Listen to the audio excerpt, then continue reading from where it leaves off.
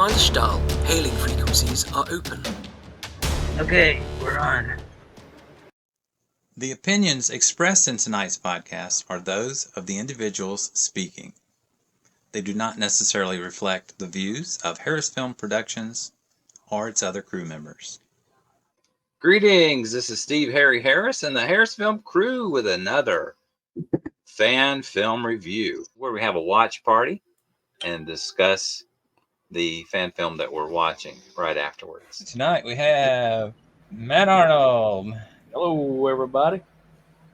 Ian Burke, Hello, hello. Roy Ivey. Good to see you, Roy. And Ken Mays. Howdy. HarrisFilm entered the 2024 Showrunner Awards and were 2 of 27 entries. I'm not sure exactly what specific awards that they put themselves in for. Tonight we're watching The Lost Starship.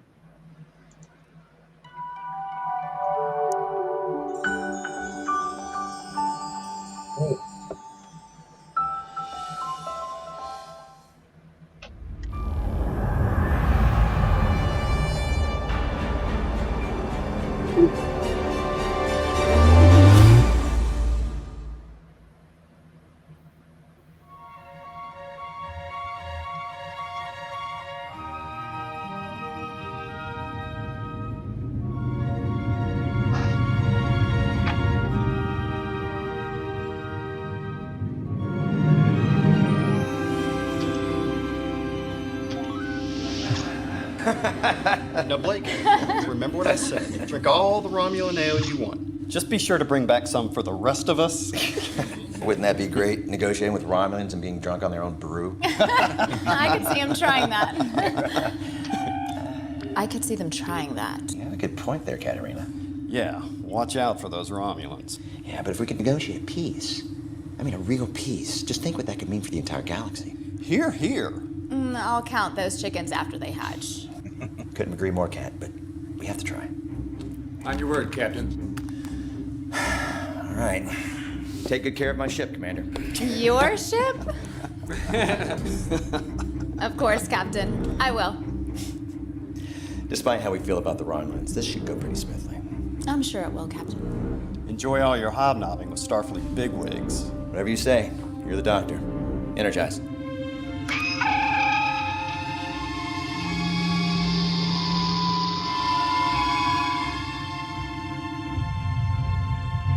First Officer's Log.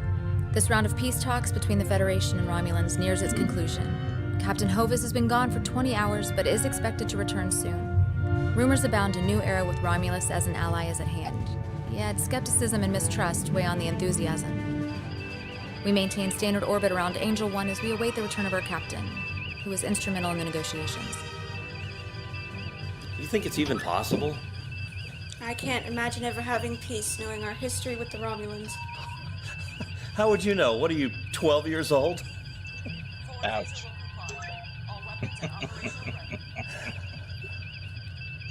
After the Romulans first violated the treaty by entering the neutral zone on Stardate 1709.2, there have been 944 attacks on Federation worlds and outposts, 18 ships, and 361 souls lost.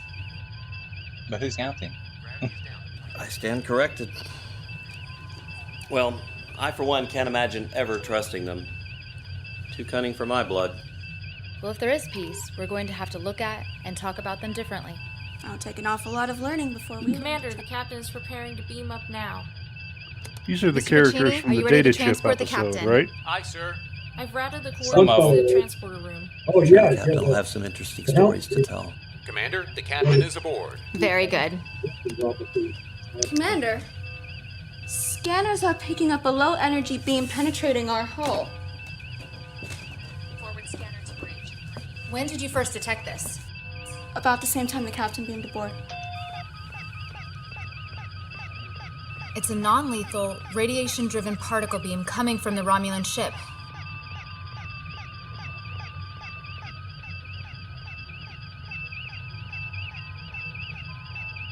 Shields up. The beams stopped, but should I raise them anyway? Until we know what that was, yes. Alright, raising shields. The USS Viking has departed with the Federation delegation at Warp 6.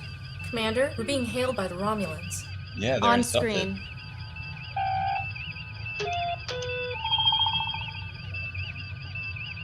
Commander Rayak, how may I be of service? Is your ship having some sort of problem, Commander? I see you raised shields after your captain came aboard. Need I remind you of the delicate times in which we live? I would hate for an overzealous first officer to somehow sabotage the great gains we Romulans have made to bring about a closer, more trusting existence with our Terran friends. Commander, a low-energy particle beam from your ship penetrated our hull, and we Our ship? You say our ship launched a weapon of some sort against your starship? I did not say weapon. I said... Commander, need I remind you that our peace delegation is aboard my ship? Your delegation warped away just moments ago. We Romulans have been appealing for peace. Do not make wild accusations against us. Ah, Captain Hovis, I hope you can help clear up this matter. Commander Rayak. Shame you couldn't have joined us on Angel 1. Now, what seems to be the problem? Your first officer was just about to justify why she raised shields just after you came aboard. Shields? Why? Well, Captain, a low-energy particle beam from the Romulan ship penetrated our hull after you came aboard. And I assured her that is impossible. Perhaps the Cherokee is in need of repairs? Well, I apologize for her actions, Rayak. But these are interesting times, I'm sure you would agree. Commander, we can't simply go and provoke our new friends here. But Captain, we detected... Yes, I know. We didn't even know where this beam was coming from. Yes, Commander, that will be all. Thank you for your patience, Rayak. I apologize for any misunderstanding. It was my honor to be part of the Federation's peace delegation and meet with the Romulan delegation. I'll be in engineering. Captain, can we discuss this matter? The matter is closed, Commander. Mathewson, take us out of orbit. Position is 2 kilometers from the Romulan ship. We're not ready to depart just yet.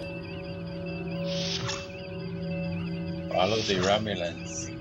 Maybe he had too much Romulan ale. Getting a serious Homelander vibe from the captain. Mm-hmm.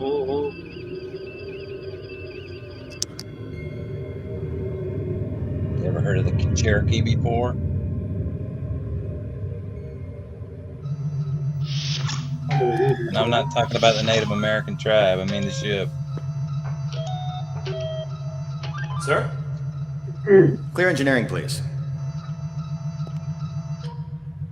That's strange order. Yeah, the engine should be throbbing or something, right?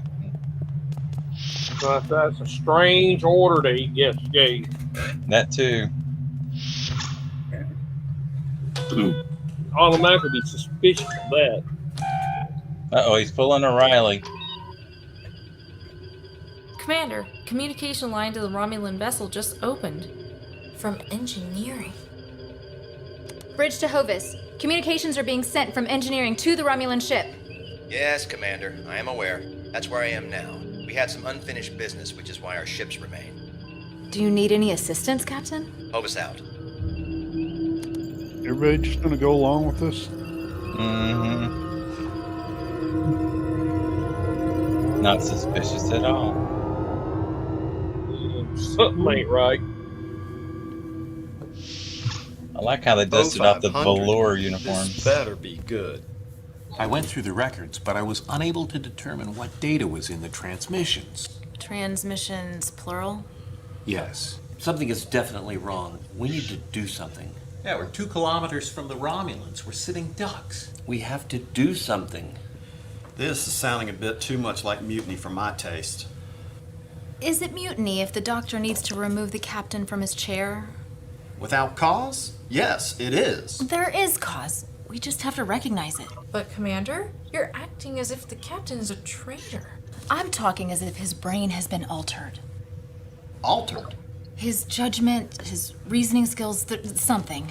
What do you have to go on? The secret communication? Low energy particle beam right after the captain transported aboard. And I've never seen the captain address the commander in the manner that he did. Especially in front of us. Or in front of the Romulans. There you Two go. different crewmen asked me what was wrong with him after having odd encounters. The low energy beam sounds concerning. The timing is peculiar. Doesn't anyone find it odd that the Romulans haven't asked us why we're still here? Are we in agreement then that something needs to be done? I'll agree to giving him a physical, but that's all until I know more. I don't support mutiny. I'm with you, Cherie. We have to be loyal to the captain. Thank you. Nobody is talking about mutiny, just so you understand. Doc, do you think he'll submit to your request for a physical? No. But I'll do it anyway.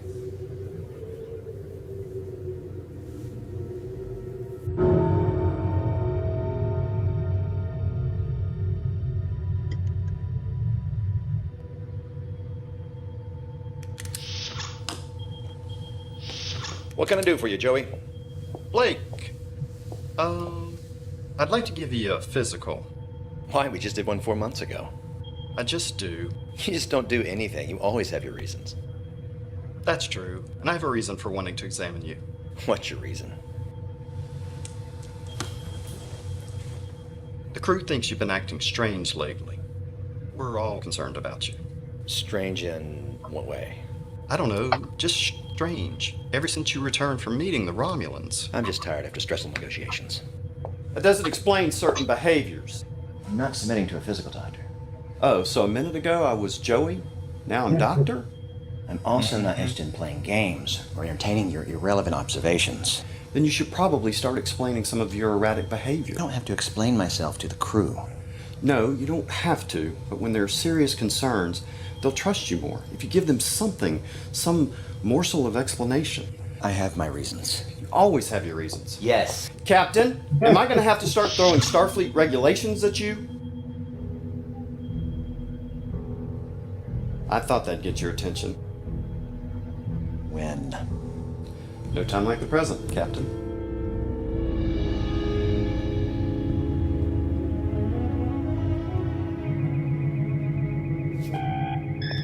I'm starting to agree with you guys. I was able to decode some of the files the captain accessed, and they had to do with Federation security and strategies. Not ship specs? Maybe. I couldn't decode everything. Why would he come to engineering when he can access the same information from his quarters? It's a good question. Perhaps he didn't want anything traced back to him. But we know he was here, and about him sending a message to the Romulans. Message as? Yeah, I get it. But what I'm trying to say is we've got this situation. Well, there you two are. Imagine finding two of my bridge officers here in engineering. You know, since you're off duty, why don't you make a trip down to Angel One? The ladies run the show down there. You might actually enjoy that. No, Captain, we're just chatting. Patini had called me. I was just telling you about my new Vulcan. I understand. But you're still acting a little bit strange. Maybe I should send go you to to the sick bay doctor. for a physical. Now go and find someplace else to chat and leave my engineer alone. Yes, sir. And I would imagine you don't have much time to chat either. Yes, sir. No, sir.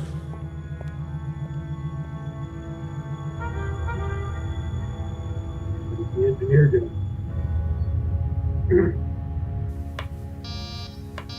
Come. You wanted to see me, sir? You bet. Sit.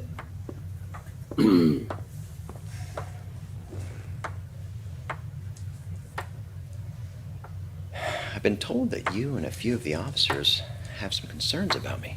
Yes, sir, we have. Have you lost confidence in me? I wouldn't go that far, sir. Then how far would you go, Commander? I've got senior officers holding secret meetings behind my back. Doc Shepard thinks I'm unfit for duty, gives me an exam. How far would you go, Commander? I want to know. It was only one meeting. What? It was only one meeting. I heard you. One meeting? Then what was that little powwow I countered down in engineering? And who attended your one meeting? Answer me. I order you to answer me! No, sir. You know, Let's talk about mutiny, don't you? Nobody's talking about mutiny, no one. Rose by any other name. More like every rose has its thorns. We're trying to determine the cause of your frustration or your distraction, whatever it is. We want to help you. I'm fine. I'm fine! When people are fine, sir, they don't yell it. Now you listen to me. If I see one more impromptu little tea party or hear any talk of mutiny, I'm going to take you and the concerned officers into the brig, Commander. You'll come out a lieutenant. Do I make myself clear? He's got an issue. Perfectly. Get out of here.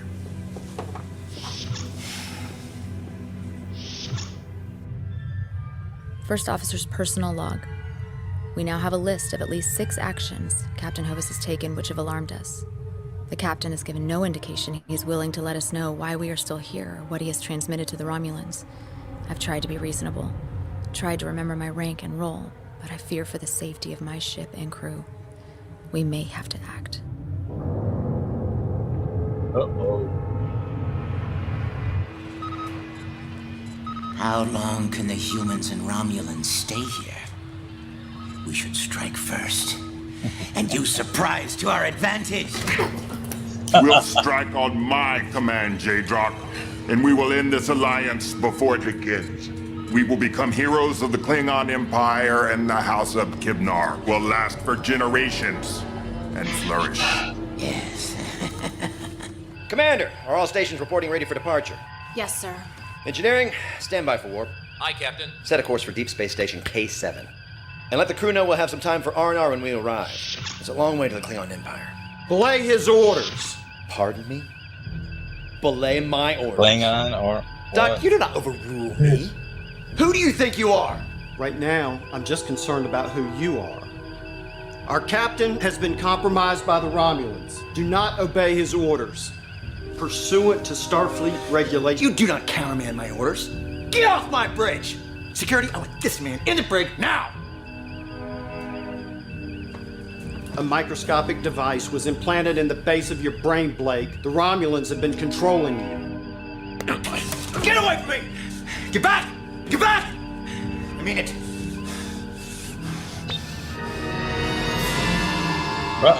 Everyone, back to your stations! Red alert! Shields up! Energize all weapons! I need to know which Federation starships are closest. Set a course for Starbase 74 and notify Starfleet what's happening. And we need to know where our captain went. Gage, Enterprise, and Viking are over 18 hours away. Sir, we are being hailed by the Romulans. On screen. You seem to have lost a captain, Commander. What have you done with him? How can you blame us when he has been helping us out of his own free will? That's a lie, and you know it. You planted a nanochip in his neck, which made its way to his brain. A nanochip? You Terrans must be more advanced than we are. We have no such technology. Another lie. You've been controlling him all along. You activated the chip as soon as he returned to the Cherokee. Give us back our captain, Rayak, immediately. This is an act of war, and we will not back down. Your captain has already supplied enough data to help us destroy the Federation. And when we get the information we need from his memory, we will dispose of him. The same way you Terrans would of your dead pets.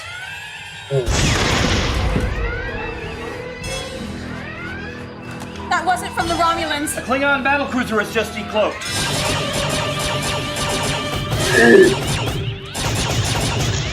Damage report. Structural damage on decks 9 and 14. Casualties on deck 12. Captain, shields are down to 71%. Pacini, this is Karinsky. I'm in command. We're jumping to warp.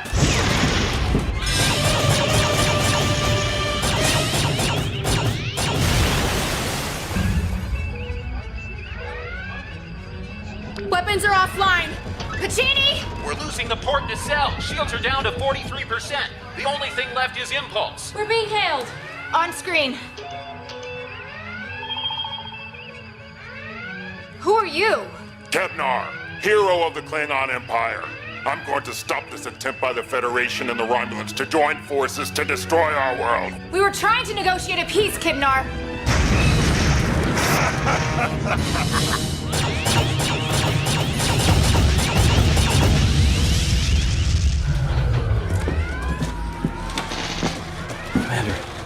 only one option left. You're saying? We can't go to warp. The shields are failing, and we have no weapons to fight back. There is only one option. Prepare that option.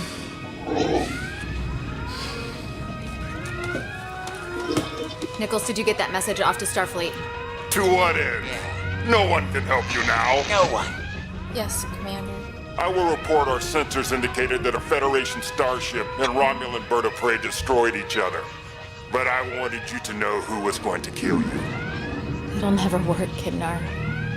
You'll start a full-blown war. That's what warriors live for, is it not?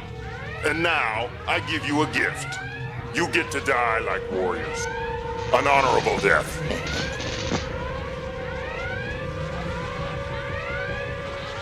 Now.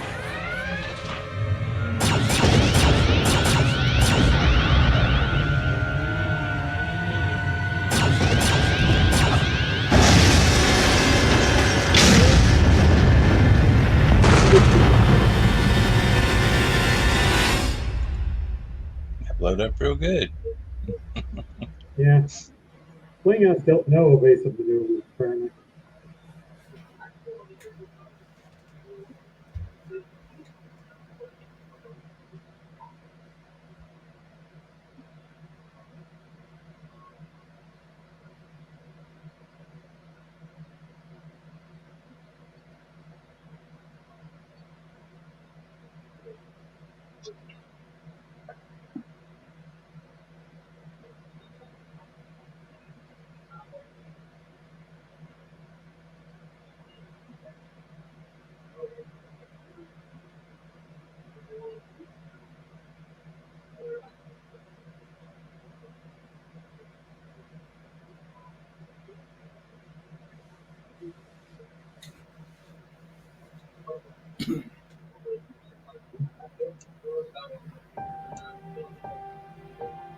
One reason you never heard of the Cherokee. There you go. They did a great job with the costumes, especially their own individual insignia, dusting off the old. My brain's not right. What did I say? Those velour, the old velour costumes from season 1.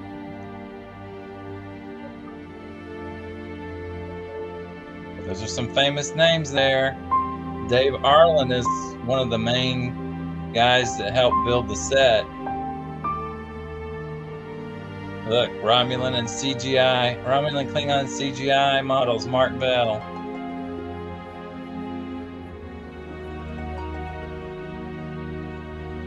Video and music by Vic Magnolia. I can never pronounce his name. Sorry, Vic.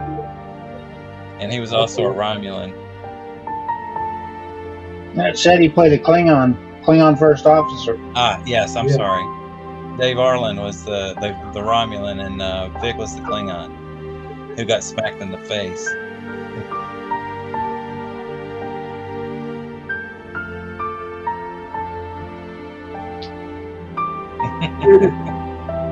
No Romulans, Klingons, or Terrans were harmed during the making of the film.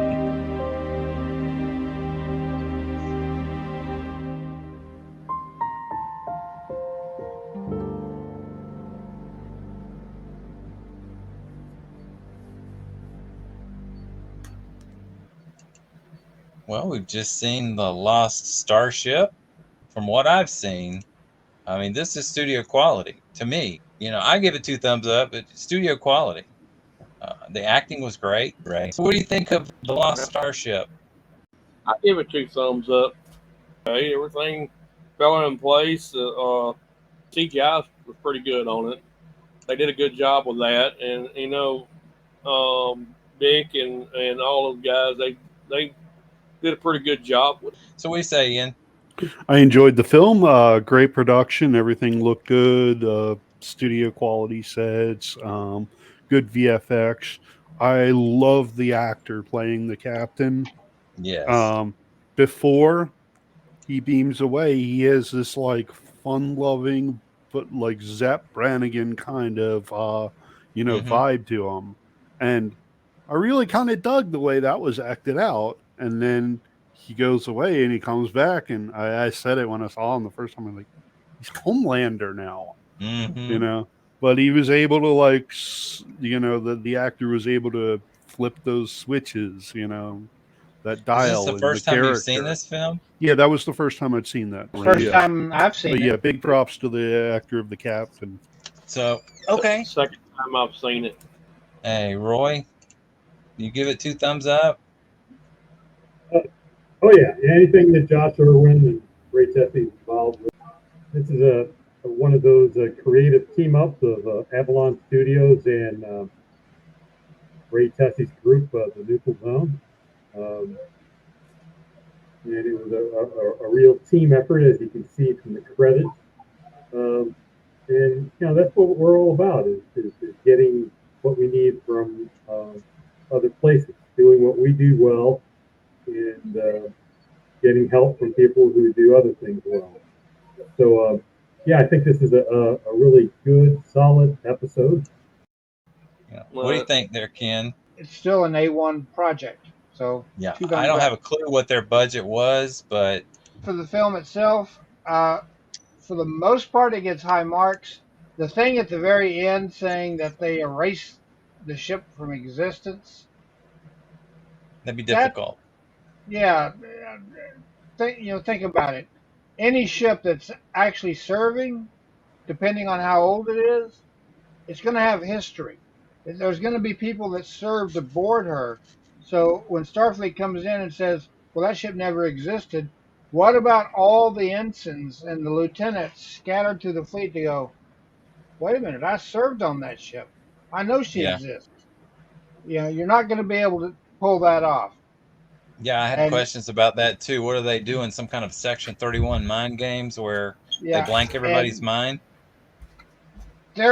One of the big conspiracy theories about the shooting down of TWA Flight 800 was that the missile was fired from a Navy ship, and all the Navy crewmen were told to keep their mouths shut. And Yeah, right. I read somewhere it said that is impossible to do.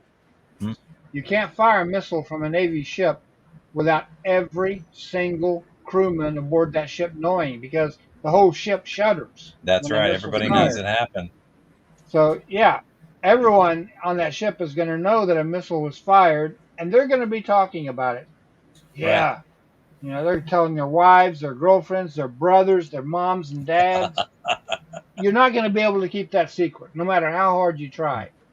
So for Starfleet to come in and say, yeah, we're going to just wipe this ship from existence, the shipyard crews know that they built the damn thing. Right. It's How do you gonna erase be- that from people's memory? I don't know. Yeah, it can't be done. It cannot be done. The transporter should be able to pick up a nanoprobe because Yes. remember, the transporter operates on a submolecular basis. It's Yeah, literally there's some taking foreign the object in the atoms cabin. apart. So Yeah. it would know Something's there's different. something there that's not natural. It's just like when Scotty was able to rearrange the 2 Kirks back together, for example. I mean, Yeah.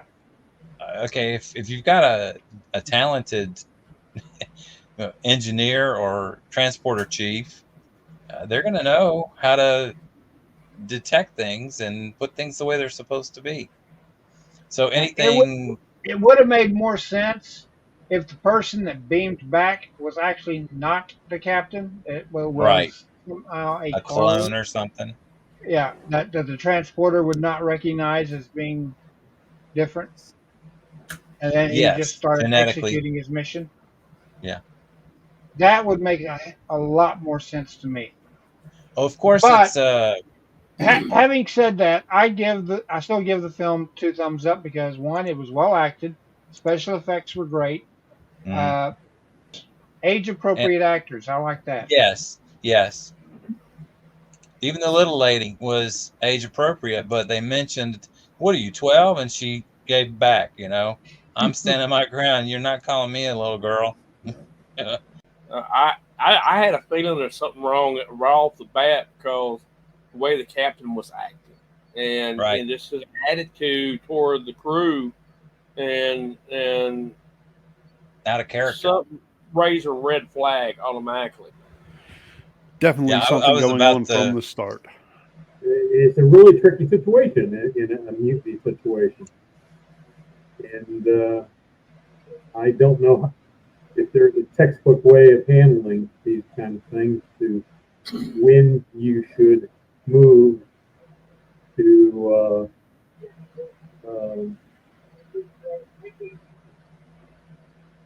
take such drastic action against the captain. But they had sufficient reason and cause, and I don't know if they could have been much faster. Alarm bells are instantly going off when he Yes. cleared the engine room. It's like, Clear engineering, please. That's strange order. Yeah, the engine should be throbbing or something, right? But that's a strange order that he gave. That too. you don't That's clear weird. an engine room on an active ship. I was thinking he was going to start singing like Riley. I have there's eyes for no you, dancing. Kathleen. Not again. I'll take you home again, Kathleen. Yeah, no dance tonight. Well, if he would I'm have started sorry, no singing, ice cream for you, Captain Stahl. if he would have started singing, they probably could have court-martialed him almost immediately. Yeah, I know. It just, as soon as he locked everybody out, I'm thinking Riley. I was thinking the same thing when I first seen it. They needed time to process, and I'd be interested in your thoughts on the matter. There's legal precedents for this kind of a thing, and as we've seen in various TOS episodes, they more or less followed the same rules that we saw in TOS, where, like you said, it's a delicate matter. So how do you get evidence that's sustainable in a trial, eventual trial, or you want to call it a captain's mast, using the XO as the captain, maybe? It would be difficult because if you're deployed and you're nowhere near, what they say, how many hours was it from the nearest starship? You know, it was hours and hours, something like that, at least around a day from the closest ship. So you'd have to have an unbiased officer or an uninvolved officer that's captain rank or higher to hear the case. Just like when Captain Kirk was chosen to be the legal magistrate, or whatever you want to call it, the judge on different things that happen at different planets throughout TOS and the novels. So you have that situation. You got a legal problem, you've got regulations to follow, and then you have the safety of the entire ship, not to mention the Federation.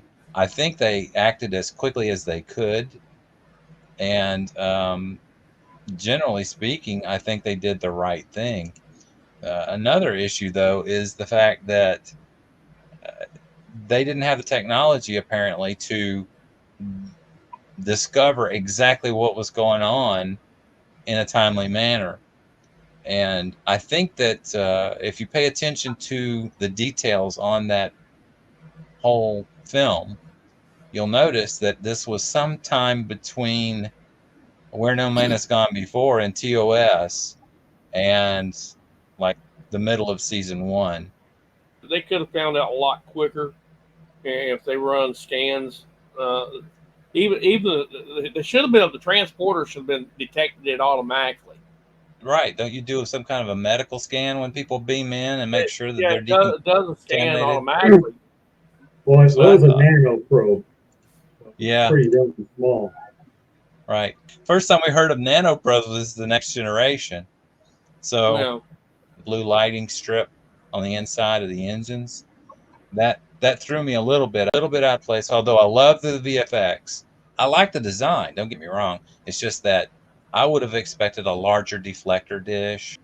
See, that ship also could be an experimental ship, too. It could be, and that's the thing, it should have been mentioned. Yeah, I had no other complaints about it. Special thanks to Ray Tessie.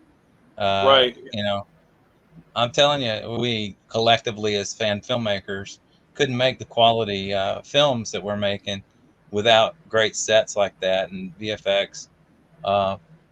Everything that he has, like rooms of costumes and props and you name it, and that stuff all being available even at a nominal fee is just fantastic. So thanks for all the years that you've helped us out there, Ray. Well, that's it for tonight. The film was The Lost Starship. So, in closing, congratulations. And we are looking forward to your next film. Good night. Good night. See ya. Good night, Ian. Bye-bye. Good night, Roy. Yeah. Good night, Ken.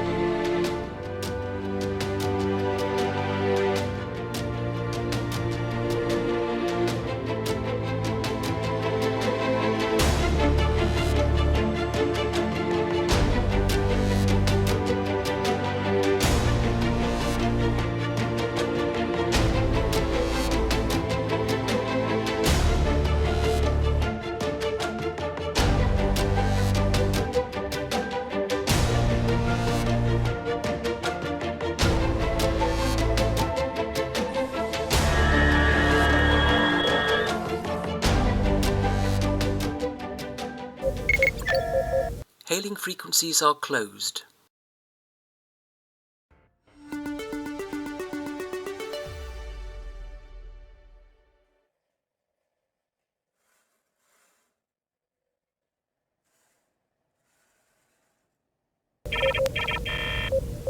Transmission complete.